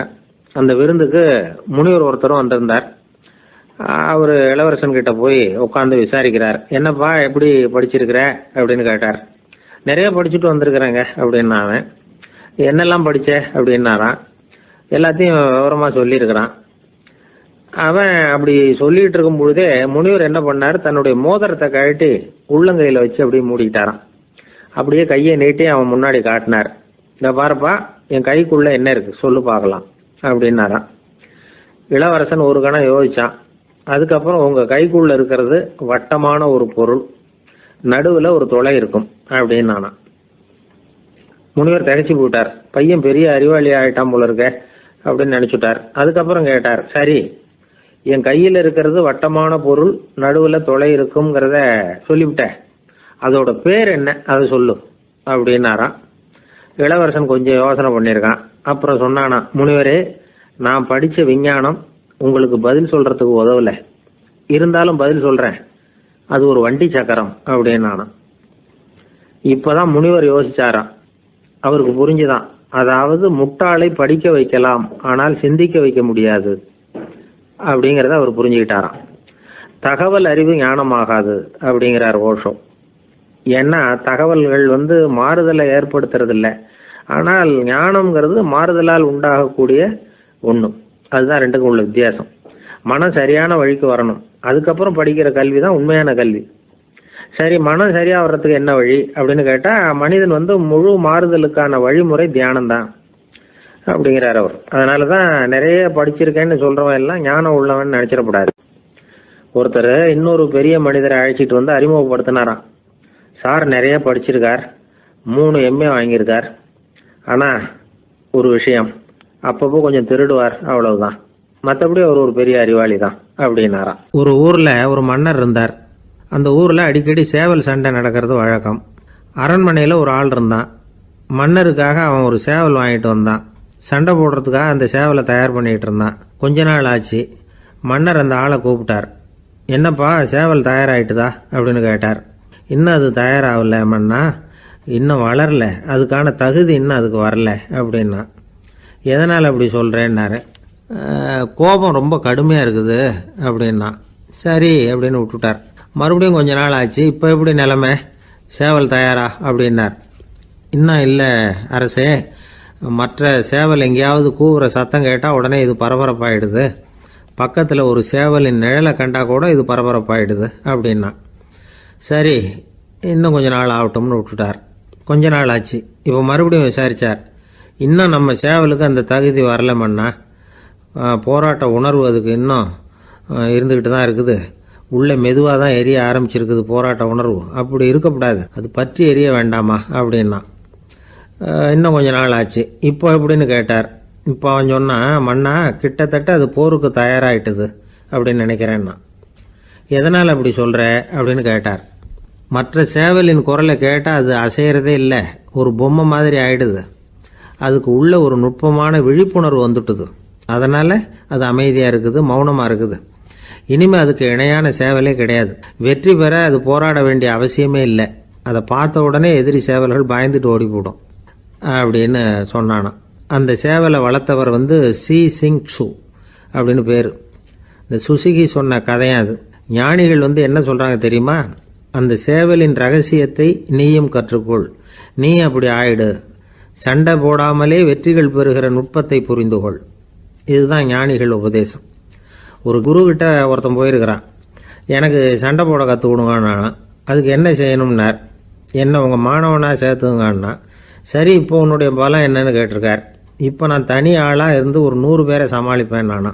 சரி அப்படின்னா என்னுடைய மாணவனாக உன்னை சேர்த்துக்கிறேன்ருக்கார். சேர்த்துக்கிட்டார். 6 மாதம் பயிற்சி கொடுத்தார். அதுக்கப்புறம் இவனை கூப்பிட்டு கேட்டார், இப்போ உன்னுடைய திறமை எவ்வளவுன்னு. இப்போ நான் தனி ஆளாக இருந்து ஒரு 50 பேரை சமாளிப்பேன் நானா. இன்னும் உனக்கு பயிற்சி தேவைன்னாராம். தொடர்ந்து சில நுட்பங்களை எல்லாம் சொல்லி கொடுத்துருக்கிறார். 1 வருஷம் ஆச்சு. எல்லாத்தையும் கற்றுக் கொடுத்துட்டார். அப்புறம் கூப்பிட்டு கேட்டார், இப்போ உன்னுடைய திறமை எப்படிப்பா, எதிரிகள் எத்தனை பேரை உன்னால் சமாளிக்க முடியும்னாராம். அவன் சொன்னான், ஐயா எதிரிகளின் பலம் என்னங்கிறத புரிஞ்சிக்காம அதை நான் சொல்ல முடியாதுன்னு நானும். இனிமேல் உனக்கு பயிற்சி தேவையில்லை, போயிட்டு வான்னு அனுப்பி வச்சுட்டாரான். ஒரு உண்மையை நாம் புரிஞ்சுக்கணும். அதாவது அடிக்கிறதுக்கு நமக்கு துணிச்சல் தேவையில்லை, அடிக்காமல் இருக்கிறதுக்கு தான் துணிச்சல் தேவை. அடித்தா திருப்பி அடிக்கிறவன் மன உறுதி உள்ளவன் இல்லை, அடித்தா திருப்பி அடிக்காமல் இருக்கிறான் பாருங்க, அவன் தான் மன உறுதி உள்ளவன். ஒருத்தன் தலை தெறிக்க வேகமாக ஓடிக்கிட்டு இருந்தானா, எங்கடா ஓடுற அப்படின்னா, எதுக்க வந்தவன், ஒரு சண்டையை நிறுத்தத்தான் இப்படி ஓடுறேன் அப்படின்ட்டுருக்கான். யாருக்கும் சண்டை, எனக்கும் இன்னொரு ஆளுக்கும் சண்டை அப்படின்னு நானா. அவன் எது ரொம்பவும் கஷ்டமான காரியம் அப்படின்னு கேட்டார் ஒருத்தர். ஒருத்தருக்கு ஒருத்தர் சண்டை போடாமல் இருக்கிறது தான் ரொம்ப கஷ்டமான காரியம் அப்படின்னு தோணுது. ஒரு நாட்டுக்கும் இன்னொரு நாட்டுக்கும் சண்டை, நாட்டுக்குள்ளேயே ஒரு குரூப்புக்கும் இன்னொரு குரூப்புக்கும் சண்டை. ஏன் சண்டை போட்டுக்கிறீங்கன்னு கேட்டு பாருங்கள். நாங்கள் சமாதானத்துக்காக தான் சண்டை போட்டுக்கிறோம் அப்படிம்பாங்க. வாழறதுக்காக பிறந்த மனுஷன் லட்சியத்துக்காக உயிரை விட தயார் அப்படின்னு சொல்லிகிட்டு இருப்பான். அப்படி உயிரை விடுறவங்கள நாமளும் பாராட்டுவோம். ஆனால் ஒன்றுமில்லாத விஷயங்களுக்கெல்லாம் சண்டை போடுறவங்களெல்லாம், அப்படிப்பட்டவங்களையும் சரி உயிரை விடுறவங்களையும் சரி என்னென்னு சொல்கிறது, யுத்தங்களாலேயும் சண்டைகளாலேயும் நாம் அடையிறது என்னங்கிறது ஒரு பக்கம் இருக்கட்டும், இழக்கிறது என்ன தெரியுமா, ஏராளமான உயிர்கள். ரத்தம் சிந்துறதுக்கு நான் தயார் அப்படின்னு மார்தட்டி சொல்லலாம். ஆனால் ரத்தம் சிந்தினா உயிர் காத்துக்கிட்டு இருக்க தயார் இல்லை. அதாவது உயிர் நமக்காக காத்துக்கிட்டு இருக்க தயார் இல்லை. இழக்கிற ரத்தத்தை ஈடுகட்டினா தான் உயிரை காப்பாற்ற முடியும். அதனால் இது சம்மந்தமாக ஆராய்ச்சி செய்கிற கட்டாயம் ஏற்பட்டு போச்சு. அதோட விளைவாக புதுசாக ஒன்றை கண்டுபிடிச்சிருக்கிறாங்க. அதுதான் செயற்கை ரத்த பொடி. இப்போ இந்த திடீர் சாம்பார் பொடி, திடீர் ரசப்பொடி, திடீர் காப்பி பொடி இப்படிலாம் சொல்கிறோம்ல, அது மாதிரி இது திடீர் ரத்த பொடி. இஸ்ரேல் ஒரு சின்ன நாடு, மக்கள் தொகை குறைச்சல், அதோட போர்கள் வேறு.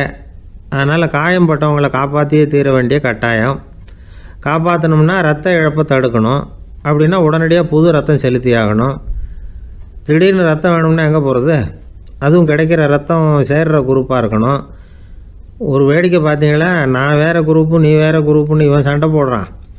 இதில் அடிபட்டவனுக்கு ரத்தம் கொடுக்க போனால் அதுலேயும் அது வேறு வேறு குரூப்பாக இருக்குது. அது ரத்தமும் வேறு வேறு குரூப்புன்னு சொல்லிகிட்டு இருக்குது. எந்த குரூப்பு ரத்தம் வேணும், அது உடனடியாக கிடைக்கலன்னா என்ன பண்ணுறது? இப்படிப்பட்ட கஷ்டம்லாம் நமக்கு வந்துடுது. இதுக்காக தான் விஞ்ஞானிகள் இந்த ரத்த பொடியை கண்டுபிடிச்சிருக்கிறாங்க.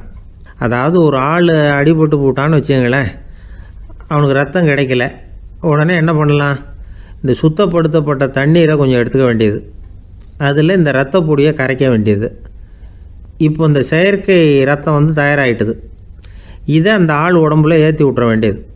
இயற்கையாக நம்ம உடம்பில் இருக்கிற ரத்தம் என்னென்ன வேலை செய்யுதோ அதே வேலையை இதுவும் செய்யும். அதாவது ஆக்சிஜனை உடம்புல எல்லா இடத்துக்கும் எடுத்துகிட்டு போகுது. அந்த வேலையை இந்த செயற்கை ரத்தமும் செஞ்சுருது. ஆனால் ஒரு விஷயம், இந்த செயற்கை ரத்தம் ஒரு அவசரத்துக்கு தான் உபயோகப்படுத்தலாம், ஒரு முதல் உதவி மாதிரி. அதை அப்படியே நிரந்தரமாக விட்டுற முடியாது. பின்னாடி வந்து தேவையான குரூப்பு உண்மையான ரத்தம் கிடைச்ச உடனே அதை செலுத்திக்கணும். உண்மையான ரத்தத்தை 20லேருந்து 40 நாள் வரைக்கும் தான் பாதுகாக்க முடியும். அதுவும் குளிர்பதன பெட்டியில். அதுக்குள்ளே உபயோகப்படுத்தலைன்னா அது வீணாக போயிடும். இந்த ரத்த பொடி அப்படி இல்லை, எவ்வளோ நாள் வேணும்னாலும் அப்படியே வச்சுருக்கலாம், குளிர்பதன பெட்டியும் தேவையில்லை. ஆனால் ஒன்று, இது தண்ணியில் கலந்து செயற்கை ரத்தமாக ஆக்கிவிட்டா அதோட வலு 72 மணி நேரம் தான், அதாவது 3 நாள். அதுக்குள்ளே அந்த ஆசாமியை எங்கேயாவது ஆஸ்பத்திரிக்கு தூக்கிட்டு போய் உண்மையான ரத்தத்தை கொடுத்துடணும். சண்டையில் அடிபடுறவங்க, சாலை விபத்தில் அடிபடுறவங்க, இவங்களுக்கெல்லாம் அவசரத்துக்கு கை கொடுத்து உதவுறது இந்த செயற்கை ரத்த பொடி. அதுக்கப்புறம் நாம் கொடுக்குற ரத்தம் தான் அவங்கள காப்பாற்றணும். இன்றைக்கி வந்து ரத்தத்தை தானமாக கொடுக்க தயாராக இருக்கிற நல்ல உள்ளங்கள் ஏராளம். எவ்வளவு ஆக்சிடெண்ட்டு, ஆப்ரேஷன், இதில் சம்மந்தப்பட்டவங்களை வந்து காப்பாற்றுறது நாம் தானமாக கொடுக்குற ரத்தம் தானே. ஒரு ஆக்சிடெண்ட்டு, ஒரு ஸ்கூட்டர் ஒரு ஆள் மேலே மோதி விட்டுது, பார்த்து வரக்கூடாதா அப்படின்னா அந்த ஆள், நீ தான் பார்த்து நடக்கணும், ஏன்னா 20 வருஷமாக நான் அந்த ஸ்கூட்டரை ஓட்டிகிட்டு இருக்கிறேன் அப்படின்னானா இவன். இதுக்கு அவன் சொன்னானா, நீ தான் பார்த்து ஓட்டணும், ஏன்னா 40 வருஷமாக நான் இப்படி நடந்துக்கிட்டு இருக்கிறேன் அப்படின்னானா. ஒருத்தர் அவசரமாக போய்கிட்டு இருந்தார். எங்கே போய்கிட்டு இருக்கீங்க அப்படின்னு கேட்டார் ஒரு பெரியவர்.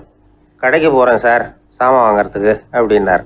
அங்கே போகிறதுக்கு முன்னாடி தெரிஞ்சிக்க வேண்டியதெல்லாம் தெரிஞ்சுக்கிட்டீங்களா அப்படின்னு கேட்டார் பெரியவர். கடைக்கு போய் காசை கொடுத்து ஒரு பொருளை வாங்கிட்டு வரப்போகிறோம், இதில் தெரிஞ்சிக்க வேண்டியது என்ன இருக்குது அப்படின்னார் அலட்சியமாக. இப்போ அந்த பெரியவர் பேச ஆரம்பித்தார். இந்த உலகத்தில் எந்த ஒரு செயலில் இறங்குறப்பவும் நாம் நல்லா ஆலோசனை பண்ண வேண்டிய விஷயம் 5 அப்படின்னார். உதாரணமாக, ஒருத்தன் கடைக்கு போய் ஏதோ ஒரு பொருளை வாங்கிட்டு வர போகிறான்னு வச்சுக்கோங்களேன். அப்போ கூட அவன் வந்து 5 விஷயங்களை பற்றி தெரிஞ்சுக்க வேண்டியிருக்குது அப்படிங்கிறார் அவர். முதல்ல அந்த பொருள் எப்படிப்பட்டது அப்படிங்கிறத தெரிஞ்சுக்கணும். 2வதா தன்னை பற்றியும் தெரிஞ்சுக்கணும். அப்போ தான் அந்த பொருள் தனக்கு தேவையா இல்லையா அப்படிங்கிறத புரிஞ்சுக்க முடியும். 3வதா தெரிஞ்சுக்க வேண்டியது ஒன்று இருக்குது. அது என்னன்னா, அந்த பொருளை அடையறதுக்கு வழி என்ன அப்படிங்கிறது தெரிஞ்சுக்கணும். அதாவது எவ்வளவு பணம் கொடுத்தா அது கிடைக்கும், இது மாதிரியான விஷயங்கள். 4வதா அந்த பொருளை அடையிறது மூலமாக நாம் அடையக்கூடிய பயன் என்ன அப்படிங்கிறதையும் உணரணும். 5வது அந்த பொருளை அடையிறதுல இருக்கக்கூடிய தடை எது அப்படிங்கிறதையும் நாம் தெரிஞ்சுக்கணும். பெரியவர் பேசுறது ஏதோ தத்துவம் மாதிரி தெரியுது இல்லையா? தத்துவம் தான். அதாவது இப்படி உலகியல் வாழ்க்கையில் சின்ன சின்ன விஷயங்கள்லேயே நாம் 5 விஷயங்களை தெரிஞ்சுக்க வேண்டி இருக்குது. அது ரொம்ப அவசியமாக இருக்குது. பேரின்ப நிலைன்னு சொல்கிறாங்கல்ல, அது மாதிரி பெரிய சமாச்சாரங்கள்லேயும் இந்த 5 விஷயங்களை நாம் தெரிஞ்சுக்க வேண்டியிருக்குது. அதுக்கு பேர் என்னன்னா அர்த்த பஞ்சகம். வைணவ சமயத்தில் அர்த்த பஞ்சகம்ங்கிறது ரொம்ப பெரிய விஷயம். கடைக்கு போகிறது மாதிரி கடவுளை பார்க்க போகிறப்போ நாம் 5 விஷயங்களை தெரிஞ்சுக்கணுமா. முதல்ல பரம்பொருள் அப்படிங்கிறது என்ன, அதோட தன்மைகள் என்ன, இதை தெரிஞ்சுக்கணும். இதுக்கு பேர் என்னன்னா பரமாத்ம ஸ்வரூபம் அப்படின்னு பேர். 2வது நாம யார், நம்மோட தன்மை என்ன அப்படிங்கிறத தெரிஞ்சுக்கணும். நான் யாருன்னு எனக்கே தெரியலங்கிறப்போ இதை நான் சொல்கிறேன்னு இது என்னுடையதுன்னு சொல்கிறது தப்பு தானே. அப்புறம் 3வது விஷயம், பரம்பொருளை நாம் அடையிறதுக்கு வழி எது, இது தெரிஞ்சுக்கணும். இது வந்து உபாய ஸ்வரூபம் அப்படின்னு பேர். 4வது விஷயம், நாம் அடைய வேண்டிய பயன்கள் என்ன அப்படிங்கிறது தெரிஞ்சுக்கிறது. இதுக்கு புருஷார்த்தம் அப்படின்னு பேர். 5வது அந்த பயனை வந்து அடைய விடாமல் தடுக்கிற தடைகள் யாவை அப்படிங்கிறது தெரிஞ்சுக்கிறது. இது வந்து விரோதி ஸ்வரூபம். இதைத்தான் தடையியல் அப்படின்னு சொல்கிறாங்க. அதாவது பரமாத்மாவை பற்றிய அறிவு, ஜீவாத்மாவை பற்றிய அறிவு, உபாயம் பற்றிய அறிவு, புருஷார்த்தம் பற்றிய அறிவு, இந்த 4 அறிவுக்கும் எதிரடையா, அதாவது அதையெல்லாம் தப்பாக புரிஞ்சுக்கிறதால உண்டாகக்கூடிய அறிவு விரோதி சொரூபம். என்ன இது தகவலில் ஏதாவது கதை சொல்லுவீங்கன்னு பார்த்தா ஏதோ தத்துவம் பேசிக்கிட்டு இருக்கிறீங்களே அப்படின்னு நினைக்கலாம். இதுவும் தெரிஞ்சிக்க வேண்டிய ஒரு பெரிய விஷயந்தான். காதில் போட்டு வச்சா எப்போவாவது உபயோகப்படும். என்னுடைய நண்பர் ஒருத்தர் ஒரு நாள் என்கிட்ட சொன்னார், சார் அடுத்த மாதம் தஞ்சாவூரில் ஒரு கல்யாணம், போகிறதா வேண்டாமா அப்படின்னு ஒரே குழப்பமாக இருக்குது அப்படின்னார். நான் உடனே இந்த அர்த்த பஞ்சக உபதேசம் பண்ண ஆரம்பித்தேன். அவர் எல்லாத்தையும் பொறுமையாக கேட்டுவிட்டு, சரி சார் நான் போகிறதுன்னு முடிவு பண்ணிவிட்டேன்னார். எப்படி இந்த முடிவுக்கு வந்தீங்க அப்படின்னு கேட்டேன். அவர் சொன்னார், சார் அந்த 2வது பாயிண்ட் ஒன்று சொன்னீங்களே, அதை புரிஞ்சுக்கிட்டதுக்கு அப்புறம்தான் இந்த முடிவுக்கு வந்தேன் அப்படின்னார். என்ன 2வது பாயிண்ட்டுன்னு? அதாவது தன்னை பற்றி புரிஞ்சுக்கணும் அப்படின்னு சொன்னீங்க. உடனே என்னை பற்றி புரிஞ்சுக்கிட்டேன், நான் யாருங்கிறது எனக்கு தெரிஞ்சுது. உடனே போகிறது தான் நல்லதுன்னு